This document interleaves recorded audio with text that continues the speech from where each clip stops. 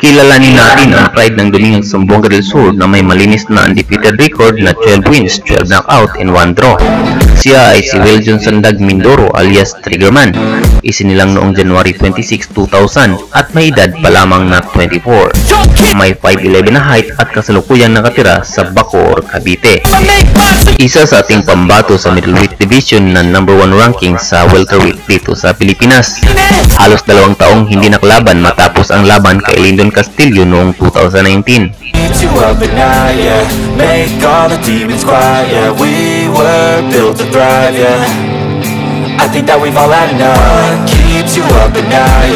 Bumalik ito noong April 9, 2022 at nakalaban niya si Jerwin Mejes. May edad na 32 at may height na 5'6", na may record na 6 wins, 9 losses, 6 draws, na tubong pili Camarines Sur.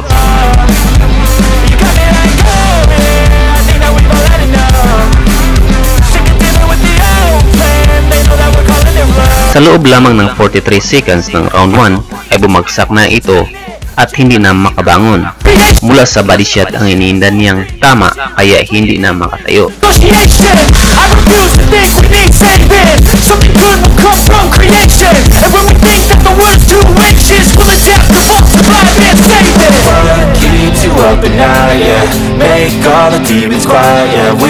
Pagkaraan lang ng 4 na buwan noong August 5, 2022 ay muli itong nagkaroon ng laban kay Jason Higuera na may record na 24 wins, 25 losses, and 3 draws.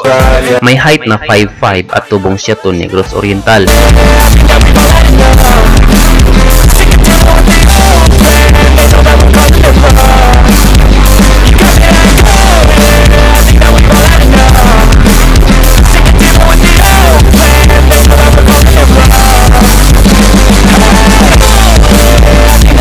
Bagyang nagtagal ang laban at pagdating sa round 3 ay bumagsak na itong si Jason Higuera.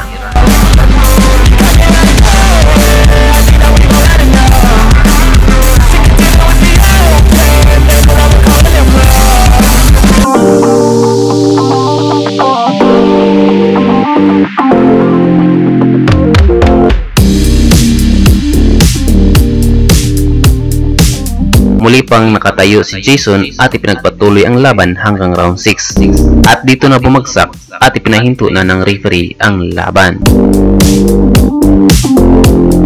At pagkaraan lang ng 2 buwan bago magtapos ang taong 2022 noong October 23, ay muli naman nabigyan ng laban itong si Wiljon. Dito ay napapalaban siya kay John Jesse Ibgos Jr. May edad na 29, 5'8" ang height at tubong Aurora, Zamboanga del Sur na may record na 13 wins, 7 losses, and 0 draw. Pahirap na ang kanyang mga kalaban at palaki ng palaki na rin.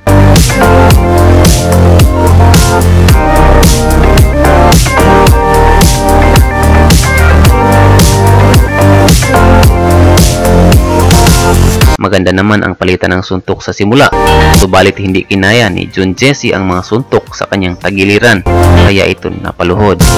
Nakatayo pa naman subalit nakatingin na ito sa kanyang corner, hudyat na hindi na niya kaya ang laban, kaya segundo lang pinatigil na ng referee ang laban. Sa pagsisimula ng taong 2023 ay nabigyan ito agad ng laban sa isang dayuhang Indonesian na si William Rick noong January 12, 2023. May edad na 38, 5'7" ang height, tubong Bogor, Indonesia na may record na 20 wins, 28 losses, and 4 draws. Rank number 2 ito sa Indonesia.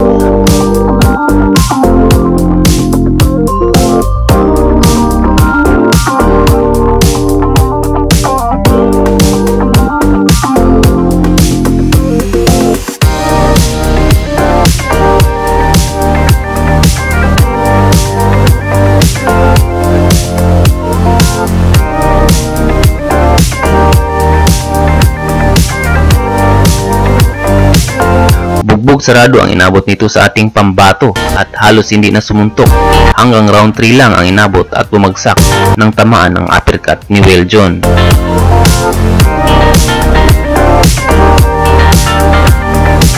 Pagkaraan lang ng 4 na buwan ay muli namang sumabak sa laban itong ating pambato. Dito nakakaharap niya ang tigasin at mabato-bato na katawan ng Hapones na si Takeshi Inoue noong May 13, 2023. May edad na 34, 5'8 ang height, from Tokyo, Japan, na may magandang record na 20 wins, 2 losses, and 3 draw. Dito nasubukan ang galing at stamina ng ating pambato.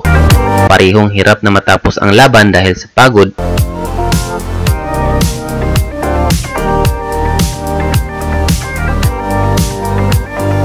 At nagtatapos ang laban sa split draw. Pagsapit ng July 28, 2023, ay muli naman nabigyan ng laban si Weljun. Dito, kanyang nakalaban ang isang matangkad na Hapones na si Mao Tameda. May edad na 38, tubong Tokyo, Japan, na may record na 3 wins, 17 losses, and 2 draw. Ito na ang pinakamatangkad na nakalaban ni Weljun.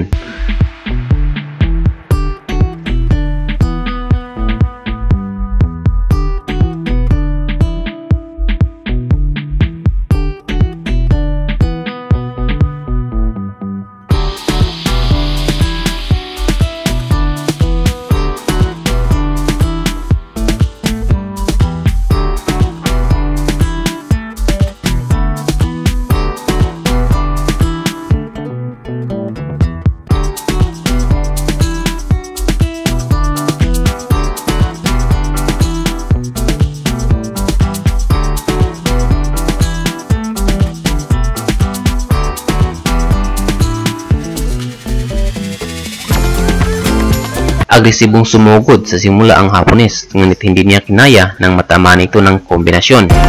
Nakatayo pa ang Hapon.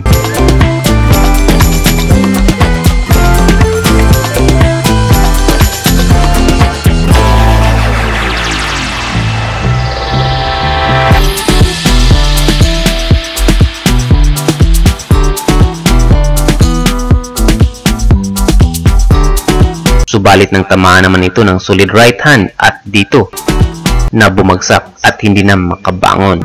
Tumagal ng 2 minuto ang bakbakan sa round 1. Ito na rin ang huling laban ni Weljun sa Pilipinas at naglayag na patungo sa Amerika para doon na mag-training. At ang kanyang pinakauling laban sa Amerika ay nito lang July 10, 2024. Laban sa isang British fighter na si Tyler Goodjohn. May edad na 33, 5'9 ang height, at may record na 13 wins, 6 losses, 0 draw. Sa umpisa ng laban ay body shot ang pinapakawalan ni Weljun, subalit parang wala lang ito sa kalaban.